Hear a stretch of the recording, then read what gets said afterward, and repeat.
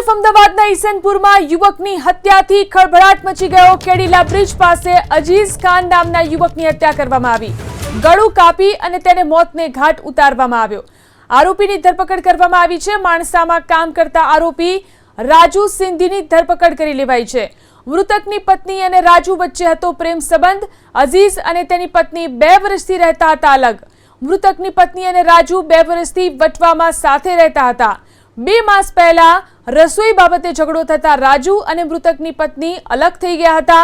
અજીઝ ફરીથી પત્ની સાથે રહેવા લાગતા હત્યા કર્યાનો ખુલાસો।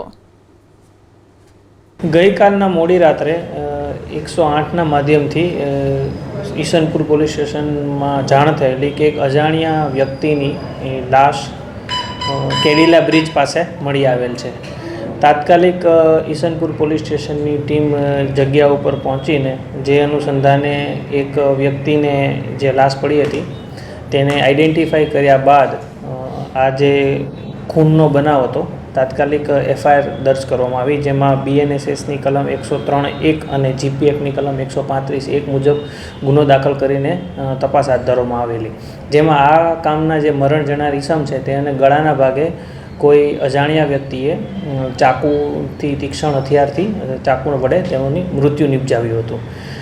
તાત્કાલિક હ્યુમન અને ટેકનિકલ સોર્સના માધ્યમથી કેમેરાઓ સીસીટીવી ચેક કરીને આ કામના જે આરોપી છે તાત્કાલિક ગણતરીના કલાકોમાં ઈસનપુર પોલીસ સ્ટેશન દ્વારા તેને આ જે ખૂનનો ગુનો છે તેને ડિટેક્ટ કરવામાં આવેલો છે।